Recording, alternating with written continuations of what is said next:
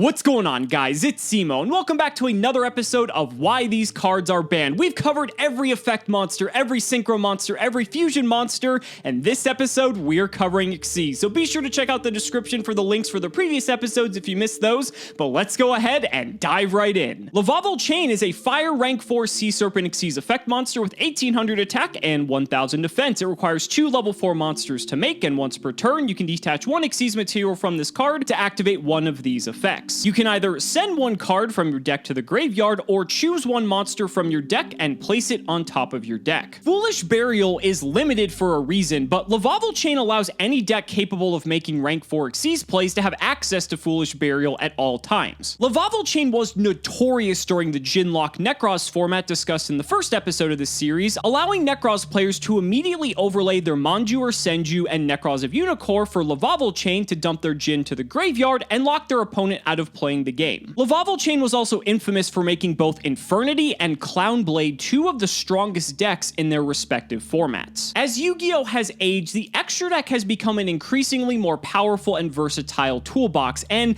I think when you start incorporating cards like Lavavo Chain, it starts to get too powerful, which is ultimately why the card is banned. MX Saber Invoker is an Earth rank 3 warrior Xyz effect monster with 1600 attack and 500 defense. It requires 2 level 3 monsters to make, and once per turn, you can detach a material from this card, special summon 1 level 4 Earth Warrior or Beast Warrior monster from your deck in defense position, but destroy it during the end phase. Invoker was incredibly easy to summon when Speedroid Terratop was unlimited, allowing you to make Invoker summon a monster all before even having to commit to a normal summon. The last part of Invoker's text is seldom a downside, since most of the time you're going to be removing the monster from the field or using it for Xyz material, completely mitigating the supposed downside. During the first Zoodiac format, when Zoodiac was first released, Invoker was able to tutor for the entire Zoodiac archetype, getting the engine online and possibly baiting opponents' negations, since you still had your normal summon available to you if your opponent was able to answer the Invoker. Invoker was pushed to its limit during the Goki Nightmare format, allowing for a similar dynamic, but with Goki's power level being so far above the rest of the curve, Invoker was eventually banned from competitive play. Anytime you have an extra deck monster that is relatively easy to summon and tutors monsters directly from the deck and special summons them to the field, you know a card like that is just ripe for abuse. Speaking of abuse, number 16 Shockmaster is a light rank 4 fairy Xyz effect monster with 2300 attack and 1600 defense. It requires 3 level 4 monsters to make, and once per turn, you can detach 1 Xyz material from this card to declare 1 card type, either monster, spell, or trap. That type of card, if spell or trap cannot be activated, or if monster cannot activate its effects until the end of your opponent's next turn. By now, we've discussed in great detail the problems that arise from cards that prevent your opponent from playing the game, and Shockmaster is no exception. Calling the right type of card against the appropriate deck is just an auto win in most cases, as Shockmaster will usually have protection to ensure that its effect resolves. Fortunately, us TCG players never had to experience Shockmaster during the infamous Pepe format, since the card has been banned in the TCG since 2013. OCG players, on the other hand, did experience Shockmaster's wrath, and if that format already sounded bad enough from the previous episode, imagine throwing Shockmaster into the mix on top of it. I just don't understand why this card was printed. I mean, maybe Konami felt that investing 3 level 4 monsters into a single card was enough high investment to actually give a payoff, and you know, the card was printed in 2012, so maybe by 2012 standards, that was incredibly high investment, but maybe this was before they realized that pendulum summoning was going to exist and absolutely break game mechanics? I don't know, cards like this should just never be printed in the first place. Number 42, Galaxy Tomahawk is a wind rank 7 machine Xyz effect monster with 0 attack and 3000 defense. It requires 2 level 7 monsters to make, and once per turn, you can detach 2 Xyz materials from this card, special summon as many Battle Eagle tokens, which are machine type wind level 6, attack 2000, defense 0 tokens as possible, destroy them during the end phase of this turn. Also, your opponent takes no further battle damage this turn. We've discussed plenty of token producing cards in the previous episodes of this series, but a monster that can summon up to 5 tokens, what more could you ask for in a format with Link monsters? Prior to the release of Link monsters, there wasn't really much of an advantage to flood your field with tokens, but Link monsters provided the perfect outlet. Tomahawk was played in numerous decks, attempting to lock down the field on the very first turn. This made the supposed downside of the card irrelevant, as you were not winning by traditional means. There was also plenty of rank 7 support available, making Tomahawk one of the biggest offenders in the token abusing category. Let's just say that anytime you saw your opponent drop a Galaxy Tomahawk on the field, you knew there was some bullshit coming your way. And speaking of bullshit, number 86 Heroic Champion Ronga Miniad is a Dark Rank 4 Warrior Xyz effect monster with 1500 attack and defense. It requires 2 or more level 4 warrior monsters, but you can have a maximum of 5 if you so choose. Once per turn during your opponent's end phase, detach 1 material from this card. This card gains effects based on the number of materials attached to it. 1 or more cannot be destroyed by battle. 2 or more gains 1500 attack and defense. 3 or more unaffected by other cards' effects. 4 or more, your opponent cannot normal or special summon monsters. And 5, once per turn, you can destroy all cards your opponent controls. Here we have, once again, a high investment Xyz monster that can usually automatically win the game if it hits the field. I say it's high investment, but in actuality, a single Armageddon Knight uncontested could result in a 5 material Ronga Miniad no problem. Getting Ronga Miniad to 5 materials was made easier when paired with number 75 Bamboozling Gossip Shadow, as Gossip Shadow could transfer itself and all of its materials to a Ronga Miniad, making the road to Rongo even easier than you would imagine. Ease of summoning aside, however, who thought it was a brilliant idea to make Ronga Miniad not only immune to all other card effects, but also make it so that your opponent cannot normal or special summon? Ronga Miniad reminds me of that Simpsons meme that says, "Stop, stop, he's already dead," and needless to say, players were crying out for this card to be banned because it was just miserable to play against. Speaking of being miserable to play against, number 95 Galaxy Eyes Dark Matter Dragon is a Dark Rank 9 Dragon Xyz effect monster with 4000 attack and 0 defense. It requires 3 level 9 monsters to make, but you can also Xyz summon this card by using a Galaxy Eyes Xyz monster you control as the Xyz material, and Xyz materials attached to that monster also become Xyz materials on this card. It itself cannot be used as an Xyz material for an Xyz summon. When this card's Xyz summon, though, you can send 3 dragon-type monsters with different names from your deck to the graveyard, and your opponent banishes 3 monsters from their deck. You can detach 1 Xyz material from this card. This card can make up to 2 attacks on monsters during each battle phase this turn. Its summoning condition of 3 level 9 monsters is a bit awkward, but easily circumvented by using level 8 monsters to make a rank 8 Galaxy Eyes monster and overlaying Dark Matter Dragon on top. This card is notorious for being able to enable devastating OTKs with Dragon Rulers, locking players out of the extra deck with a Morphage Goliath by dumping it an Arcbrave Dragon, and just being an overall powerhouse of a card. In the OCG, Dark Matter Dragon was actually a key component of the infamous Gandora X FTK, which involves about 40 other now banned cards, but needless to say, this is one of the strongest pieces of Dragon support that exists, and so it's no surprise that a card this powerful was eventually banned. Outer Entity Azathoth is a Dark Rank 5 Fiend Xyz effect monster with 2400 attack and 0 defense. It requires 3 level 5 monsters, but you can also Xyz summon this card by using an Outer Entity Xyz monster you control as material. Cannot be used as material for an Xyz summon. The most notable and relevant part of Azathoth's text reads, "After this card was Xyz summoned, your opponent cannot activate monster effects for the rest of that turn." Azathoth was easily summoned with any 2 level 4s using Outer Entity Nyarla as a stepping stone. Not only does Azathoth deny your opponent from activating monster effects for the rest of the turn as Xyz summon, giving you basically free range to combo off, you can also use the Phantom Knight Rank Up Magic Launch Quick Play spell to make Azathoth during your opponent's turn, denying them from activating any monster effects during their turn. Talk about degenerate. Azathoth's effect also doesn't activate, meaning traditional forms of effect negation such as Effect Veiler couldn't be used as a point of interaction to stop Azathoth from being so oppressive. Azathoth was the first step for many combo decks such as the Danger Dark World FTK, paving the way to success as once Azathoth hit the field, nearly all of your opponent's hand traps were offline, allowing you to FTK uncontested. Stop making cards like this. People are always going to find a way to abuse them, so save yourself the trouble of banning these cards later on because you know you're going to have to,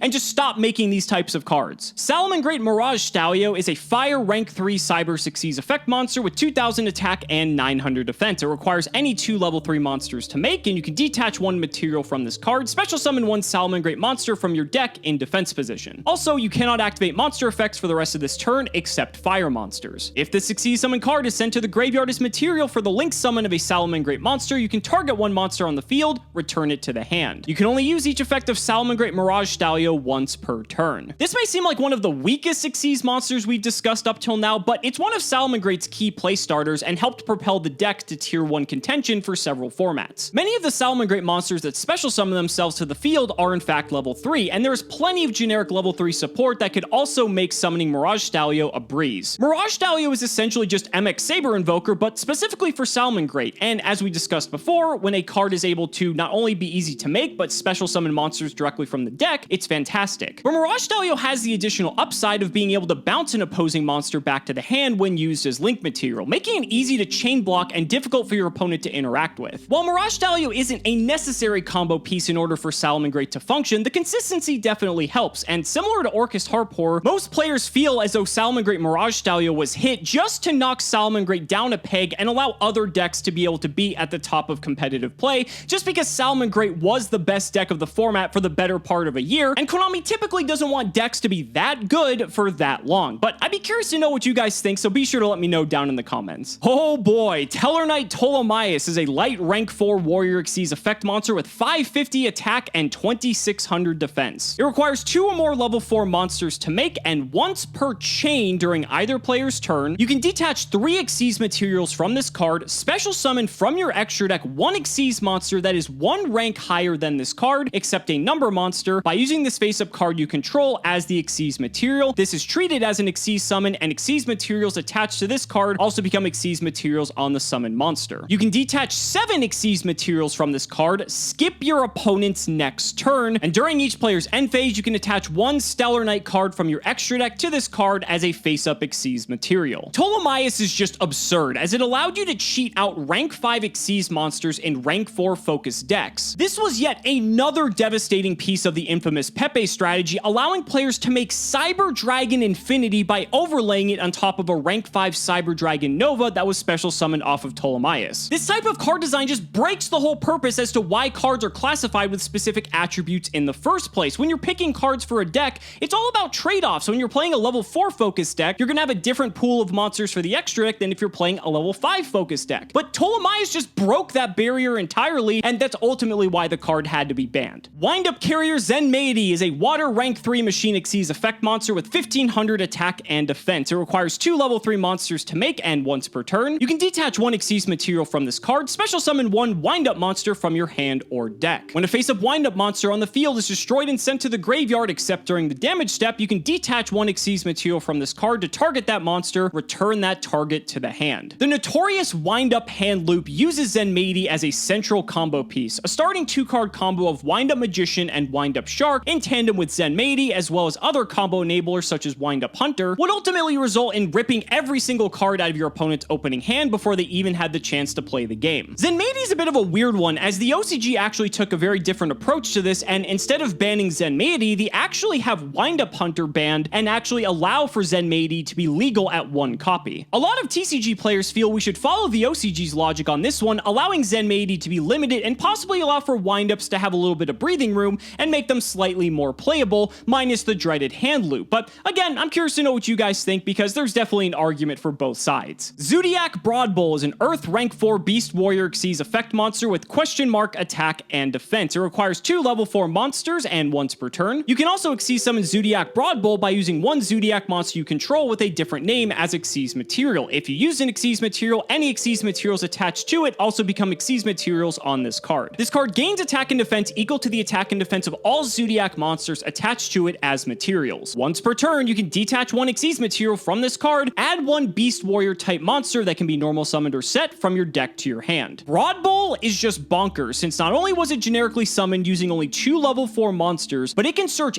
any Beast Warrior monster in the game that can be normal summoned or set. This allowed for Broadball to have utility outside of the Zoodiac archetype and could be abused in numerous ways. Broadball enabled the fusion substitute combo in Zoodiac by searching Lunalight Black Sheep, allowing the Zoodiac player to draw an absurd amount of cards. It was also hilarious to search Manticore of Darkness when your opponent hit you with Max C to then establish a Manticore loop and possibly deck out your opponent. But Broadball also helped out non-Zoodiac engines be able to play a small Zoodiac package, since Broadball could be made with any 2 level 4s, spawning a myriad of hybrid decks incorporating the powerful Zoodiac monsters. Broadball's search pool is just insane. There are very few cards in the game that allow you to search for an entire type of monster without restriction, and then allow you to transform that resource into a disruption during the opponent's turn thanks to Zoodiac Trident. I feel like Zoodiac Broadball is just fine find where he's at on the ban list because there are way too many ways to abuse this card. So, I guess we had a ban list in between the time I originally recorded this and the time that you're actually going to see this get uploaded. So we have 2 more Xyz monsters to cover. So I figure I might as well throw those in before this video actually goes up. Number S0, Utopic Zexel, is a light warrior Xyz effect monster, rank 0 with question mark attack and defense. It requires 3 number Xyz monsters with the same rank. This card's original rank is always treated as 1, and you can also Xyz summon this card by discarding 1 rank up magic normal spell card, then using a Utopia monster you control as the Xyz material. This card's Xyz summon cannot be negated. When Xyz summoned, your opponent's cards and effects cannot be activated. Gains 1000 attack and defense for each Xyz material attached to it. Once per opponent's turn, quick effect, you can detach 1 Xyz material from this card. Your opponent's cards and effects cannot be activated this turn. The last part of the text really says it all, right? As Zexel is one of the most uninteractive cards ever printed throughout Yu-Gi-Oh's history. Historically, combos to summon Utopic Zexel would lead you through a Beatrice, Lady of the Eternal, to dump a rank up magic Argent Chaos Force to the graveyard, then by Xyz summoning into a rank 5 or higher Xyz monster, you could add the Argent Chaos Force to your hand, and at that point, all that was required was to have any Utopia monster on the field to overlay into Zexel by discarding the rank up magic spell you just added. Surprisingly, Argent Chaos Force ended up getting banned long before Utopic Zexel. Later on, however, Utopic Zexel became even easier to summon thanks to the new Numeron support that allowed players to summon 3 number Xyz monsters to the field with the same rank with a single effect, and the release of the core set Lightning Overdrive would make summoning Zexel even more laughably easy. So thankfully, Konami decided to ban Utopic Zexel on the March 2021 Forbidden and Limited list right before the release of Lightning Overdrive, otherwise that would have been an absolute disaster. True King of all Calamities is a dark rank 9 Worm Xyz effect monster with 3000 attack and defense. It requires 2 or more level 9 monsters to make, and once per turn as a quick effect, you can detach 1 material from this card and declare 1 attribute. This turn, all face-up monsters on the field become that attribute. Also, all monsters in your opponent's possession with that attribute cannot activate their effects or attack. Monsters that True Draco and True King monsters in your hand would destroy with their effects can be chosen from your opponent's field. True King of all Calamities has always been an incredibly unfair card, but what kept it relatively balanced was the fact that it was a rank 9. When Calamities was first printed, rank 9s were quite difficult to produce consistently, and only lower tier strategies would be able to take full advantage of the card. Some decks, such as True King Dino, would change this dynamic, enabling very easy access to cards like Calamities, but a swift ban to True King Lithosogem the Disaster obfuscated the larger issue. Many lower tier decks would become known as Calamities decks because Calamities was their primary and only win condition, and without the card, the decks would realistically have 0 chance in a competitive environment. The Phantom Knight's rank up magic launch shifted this paradigm, allowing decks such as Orcus to incorporate Calamities into their extra deck by allowing you to cheat it onto the field. Rank up magic aside, there were a few other strong decks that could incorporate Calamities into their primary game plan, but it wasn't until the release of Virtual World that would finally help seal Calamities' fate, as there now existed a deck that could consistently climb into rank 9s, sometimes multiple times in a turn, allowing for double Calamities plays or consistent Calamities follow-ups, ensuring that if this card hit the field, the game would be pretty much locked up. I've already beaten this to death a million times, but cards that prevent your opponent from taking advantage of a core game mechanic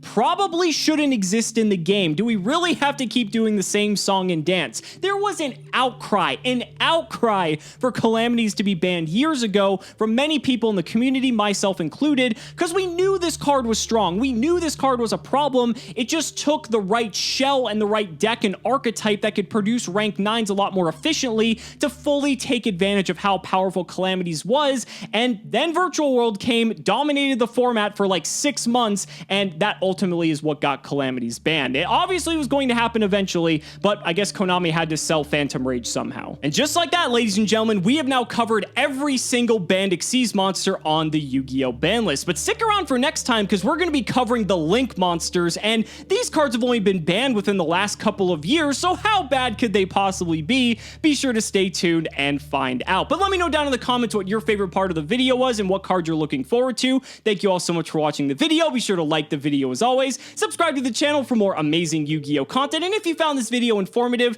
consider supporting me on Patreon for exclusive early one-day access to both the Yu-Gi-Oh progression series and the history of Yu-Gi-Oh. Thank you all so much for watching again, and we will see you next time.